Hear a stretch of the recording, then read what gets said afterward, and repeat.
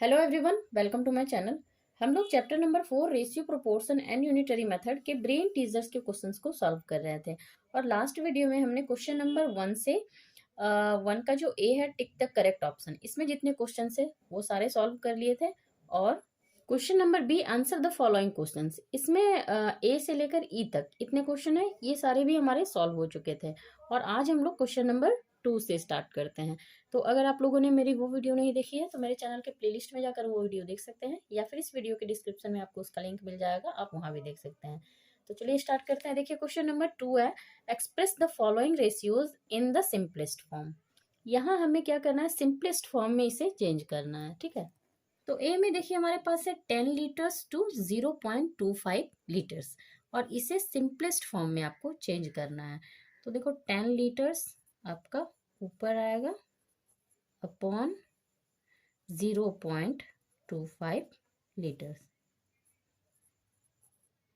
ठीक है, अब यहाँ देखिए दोनों के यूनिट सेम है, तो सबसे पहले तो यूनिट कैंसिल हो जाएगा। ठीक है, जब यूनिट कैंसिल हो गया तो हमारे पास नंबर्स क्या रह गए हैं, यहाँ 10 अपॉन 0.25। ठीक है, तो यहाँ देखिए अब यहाँ से हमें डेसिमल को हटाना होगा, क्योंकि रेशियो में जब इसे लिखेंगे तो डेसिमल में हमें नहीं, रेशियो कभी भी डेसिमल में नहीं लिखा जाता है। तो देखिए अगर आप लोग डेसिमल हटाना जानते हैं, डेसिमल को कैसे रिमूव करना है, तो यहाँ देखो क्या करना होता है। देखो पॉइंट के बाद कितने डिजिट है, 2 डिजिट है ना।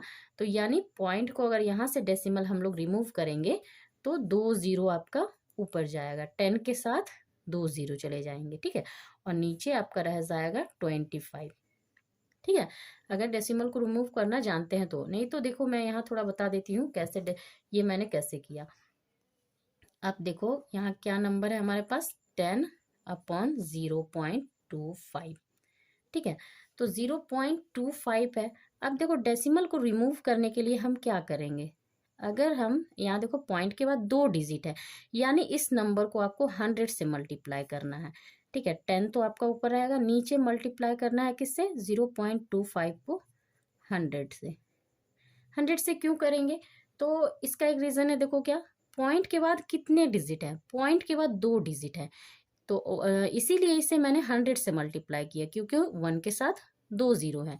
अब यहाँ से देखो अगर इसे मल्टीप्लाई करो, यहाँ से डेसिमल कैसे रिमूव होगा, अगर 25 और 100 को अगर हम मल्टीप्लाई करते हैं तो देखो हमें क्या मिलता है यार, 2500 मिलता है। ठीक है, अभी आप डेसिमल को भूल जाओ, सिर्फ 25 और 100 को मल्टीप्लाई करो तो 2500 मिला। अब आप डेसिमल को देखो कि कितने डिजिट पहले है, तो 1 और 2, 2 डिजिट पहले, तो यहाँ से काउंट करेंगे 1 2 डिजिट पहले डेसिमल को यहाँ रखेंगे। तो देखो अब 25.00 आ गया। अब देखो एक चीज और आप लोग जानते होंगे कि पॉइंट के बाद 00 इसका कोई वैल्यू नहीं होता है, तो इसे हम डायरेक्ट 25 लिखेंगे। ठीक है, तो इस तरह से डेसिमल यहाँ से रिमूव हुआ है। अब यहाँ देखो अगर मैंने 0.25 को 100 से मल्टीप्लाई किया है, तो हमें न्यूमरेटर को भी 100 से मल्टीप्लाई करना होगा। ठीक है ना, ये अगर आप लोग फ्रैक्शन चैप्टर पढ़े थे क्लास 5 में, तो फ्रैक्शन में आपने सीखा होगा कि जब भी हम न्यूमरेटर को किसी नंबर से, न्यूमरेटर या डिनोमिनेटर कहीं भी अगर आपको मल्टीप्लाई करना है, अगर डिनोमिनेटर को जिस नंबर से मल्टीप्लाई करते हैं तो सेम नंबर से हमें न्यूमरेटर को भी मल्टीप्लाई करना होता है। ठीक है ना, तो इसीलिए आपका 10 भी 100 से मल्टीप्लाई होगा। तो देखो यहाँ से क्या हमें मिल गया, यहाँ से हमें 10 के साथ 2 जीरो और लग गए, और नीचे क्या आया है, नीचे 25 आया है। ठीक है, तो यहाँ से डायरेक्ट अब मैंने यहाँ देखो, यहाँ से क्या करेंगे, इतना तो मैंने आप लोगों को समझाने के लिए किया है। यहाँ से देखो मैंने डायरेक्ट पॉइंट हटाया, पॉइंट के बाद 2 डिजिट है, इसीलिए ऊपर 10 के साथ 2 जीरो लग गए हैं। ठीक है, तो इतना अगर आप लोग को प्रैक्टिस है तो आप डायरेक्ट कर सकते हैं, नहीं है तो इस तरह से आप मल्टीप्लाई करके पॉइंट को हटा सकते हैं। तो यहाँ से हमें क्या मिल गया, 1000 अपॉन 25। अब देखो 25 से 1000 को अगर हम डिवाइड करेंगे, ठीक है, डिवाइड करेंगे तो देखो 25 से आपका ये कैंसिल होगा 40 टाइम्स, 25 से 25 1 टाइम्स कैंसिल होगा। ठीक है ना, 25 से 25 को अगर डिवाइड करेंगे तो यहाँ 1 आएगा, और 25 से 1000 को डिवाइड करेंगे तो यहाँ क्या आएगा, 40। अब ये अब हमें क्या मिला है, 40 अपॉन 1।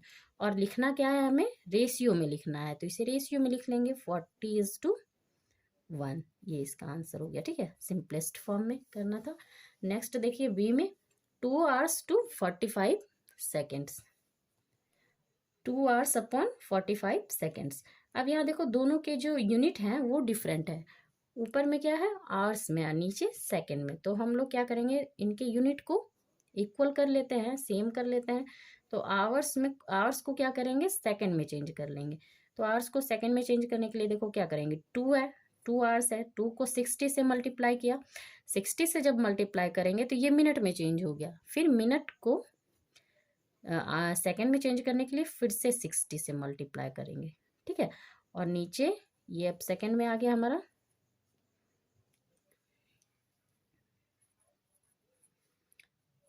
और नीचे हमारा रह गया 45 सेकेंड्स।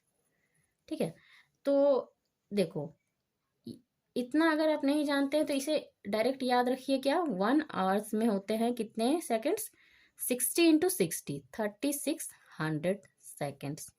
ये डायरेक्ट याद रखिए। ठीक है, 1 आवर में 3600 सेकेंड होते हैं। या फिर अगर आप इसे मैं चेंज करके दिखाती हूँ, देखो 1 आवर, आर को अगर हम मिनट में चेंज करेंगे, 1 आवर इक्वल टू 60 मिनट्स होता है। ठीक है ना, होता है 60 मिनट्स। अब अगर 60 मिनट्स को सेकंड में चेंज करेंगे तो 60 को फिर से 60 से मल्टीप्लाई करना होगा। अब ये 60 सेकंड में चेंज हो गया, इसीलिए यहाँ 2 आवर्स है। ठीक है, तो 2 को मल्टीप्लाई करेंगे हम 60 इंटू 60 से। अब ये सेकंड में चेंज हो गया। अब देखो सेकंड सेकंड कैंसिल हो गया, यहाँ से नीचे है 45 और ऊपर देखो 60, ये दोनों आपका 15 से कैंसिल हो जाएगा। 15 से 60 कैंसिल होगा 4 टाइम्स, और 45 3 टाइम्स। ठीक है, और फिर से इस 3 से कैंसिल होगा 60 20 टाइम्स, और यहाँ मल्टीप्लाई करके हमें मिलेगा 2 इंटू 20 40, 40 इंटू 4, 40 इंटू 4 अपॉन नीचे 1 रह गया, और इसे रेशियो में लिखेंगे तो 160 रेशियो/1। ठीक है, उसके बाद देखिए सी में है 13 वीक्स टू 1 ईयर। तो 13 वीक्स ऊपर लिखेंगे, नीचे 1 ईयर।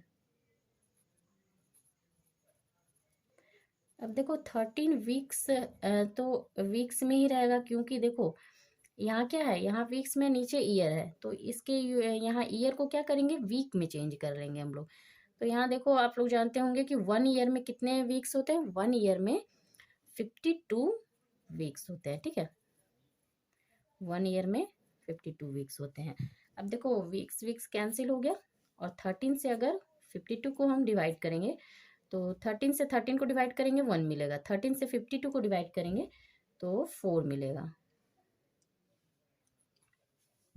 ठीक है, अब हमें क्या मिला 1/4, रेशियो में लिखेंगे 1:4 आंसर। ठीक है, नेक्स्ट देखिए डी में 1 सेंचुरी टू 1 डिकेड। अब देखो यहाँ सेंचुरी है और यहाँ डिकेड है, दोनों डिफरेंट है, तो क्या करेंगे इन दोनों को ईयर्स में चेंज कर लेंगे।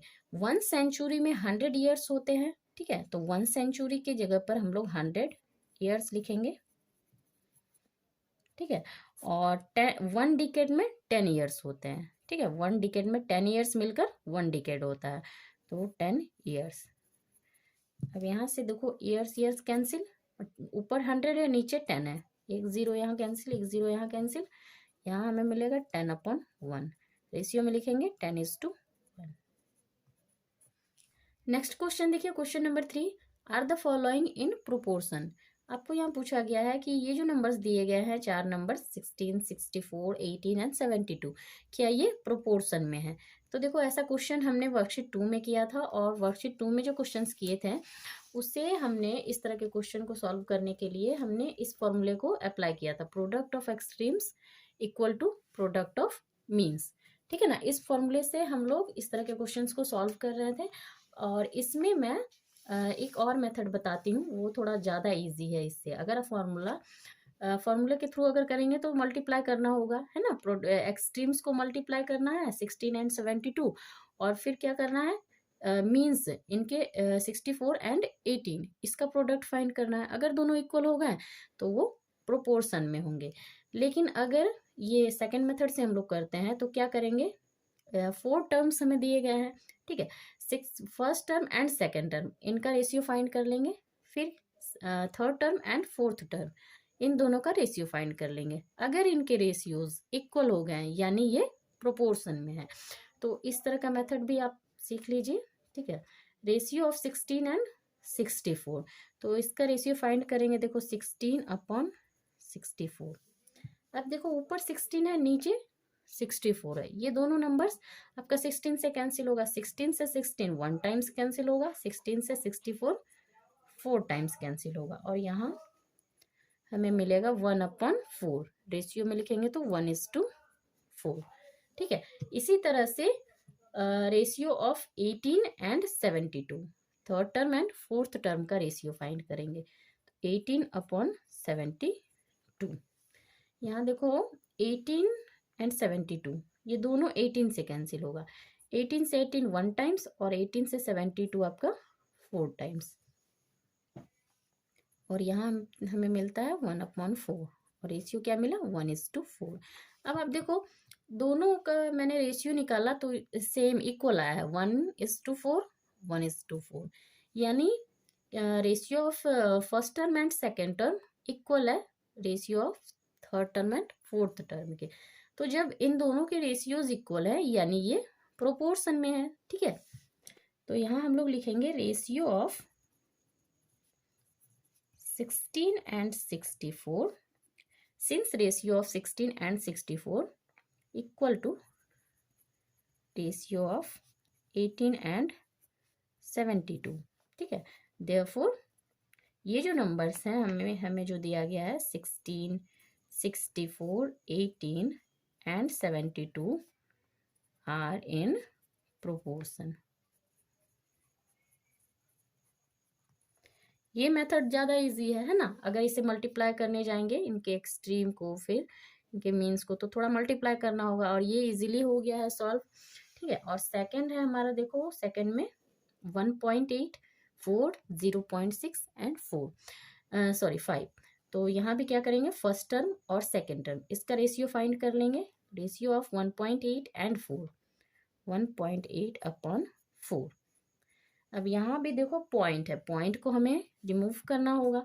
अगर यहाँ से पॉइंट को रिमूव करेंगे तो ऊपर 18 रहेगा, और पॉइंट के बाद देखो एक डिजिट है, एक डिजिट है यानी नीचे आपका, नीचे जो नंबर दिया गया उसके साथ एक 0 आ जाएगा, ठीक है। जिस तरह से मैंने अभी रिमूव करना सिखाया था, पॉइंट को कैसे रिमूव करना है, और मल्टीप्लाई करके देखो अगर करो तो यहाँ पॉइंट के बाद एक 0 है, यानी ये नंबर आपका 10 से मल्टीप्लाई होगा, 10 से ऊपर होगा तो नीचे भी 10 से होगा, ठीक है। और 10 से मल्टीप्लाई होकर ये आपका 18 बन जाएगा, और ये आपका 4 × 10 40।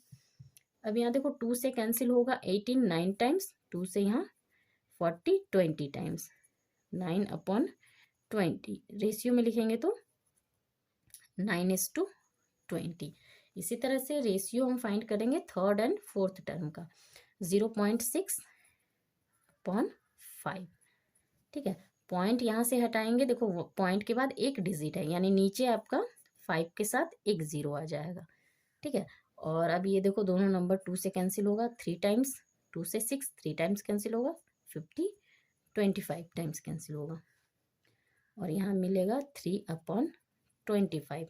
रेशियो में इसे लिखेंगे तो 3:25, ठीक है।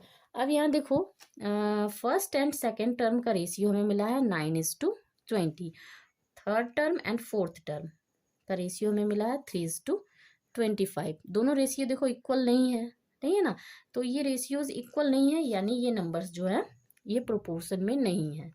तो यहाँ हम लोग लिखेंगे since ratio of 1.8 and 4 not equal to ratio of 0.6 and 5, ठीक है। Ratio of 1.8 and 4 not equal to ratio of 0.6 and 5, then यहाँ ये जो नंबर्स दिए गए हैं ये प्रोपोर्शन में नहीं है क्योंकि इनके रेशियोज जो है इक्वल है ही नहीं, ठीक है। तो 1.8 4 0.6 5 are not in proportion।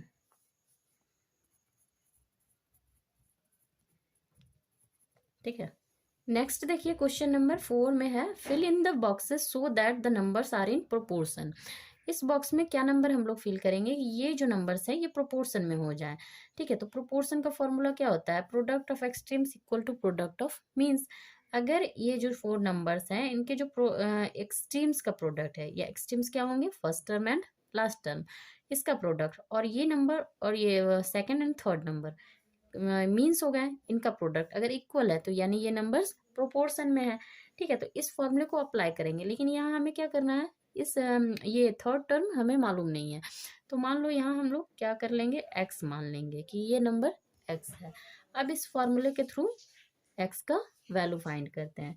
तो देखो प्रोडक्ट ऑफ एक्सट्रीम्स यानी 24 इंटू 96, प्रोडक्ट ऑफ मीन्स यानी 18 into second term into third term 18 into x. देखो 18 एक्स के साथ क्या है, मल्टीप्लाई में है, और ये 18 को अगर हम लेफ्ट हैंड साइड में लाएंगे तो इसके साथ डिवाइड में हो जाएगा। 24 upon 96 upon 18, 26 into 96 upon 18 equal to X. अब देखो 24 एंड 18 ये दोनों 6 से कैंसिल हो जाएंगे, तो 6 से कैंसिल करेंगे 18 को 3 टाइम्स, 24 को 4 टाइम्स। ठीक है, अब देखो 3 से 3 कैंसिल होगा 1 टाइम्स, और ये 3 से 96 कैंसिल होगा 3 एंड 2 32 टाइम्स। ठीक है, तो यहाँ देखो एक्स का वैल्यू हमें क्या मिलता है, 4 इंटू 32, ये मल्टीप्लाई करेंगे तो 4 into 2 8, 4 into 3 112, 128 equal to X, यानी एक्स का वैल्यू हमें क्या मिला 128, तो एक्स इक्वल टू 128 आंसर, यानी ये बॉक्स में हमारा 128 फिल होगा। उसके बाद देखिए बी में 1000, 500, 200 और इस बॉक्स में हमें फिल करना है, तो ये भी इस फॉर्मूले के थ्रू हमें मिल जाएगा। इस बॉक्स में हम लोग मान लेंगे कि एक्स है। ठीक है, अब प्रोडक्ट ऑफ एक्सट्रीम्स यानी first term and fourth term, तो 1000 into x equal to product of means यानी second term into third term 500 into 200। ठीक है, अब देखो 1000 एक्स के साथ मल्टीप्लाई में है और राइट हैंड साइड में जाएगा तो डिवाइड में चेंज हो जाएगा। X equal to 500 into 200 upon 1000। ठीक है, अब देखो ये 0 0 कैंसिल, 0 0 कैंसिल, यहाँ से 0, यहाँ से 0 कैंसिल, और यहाँ एक्स का वैल्यू हमें मिलता है देखो 50 इंटू 200 आंसर। ठीक है, नेक्स्ट क्वेश्चन देखिए question number 5, Sahil weighs 36 kilogram, his brother weighs 2 kilogram more, find the ratio of the weight of Sahil's brother to Sahil. यहाँ क्या कहा गया, देखो साहिल का वेट 36 किलोग्राम है। ठीक है, और हिज ब्रदर वेट मतलब कि उस साहिल का जो ब्रदर है उसका वेट 2 किलोग्राम मोर, यानी कि साहिल के ब्रदर का वेट साहिल के ब्रदर से 2 किलोग्राम ज्यादा है। ठीक है, साहिल का वेट 36 किलोग्राम है, तो साहिल के ब्रदर का वेट क्या है, साहिल के वेट से 2 किलोग्राम ज्यादा। ठीक है, यानी 36 में 2 ऐड हो जाएगा, तो वो आप क्या हो जाएगा, साहिल के ब्रदर का वेट।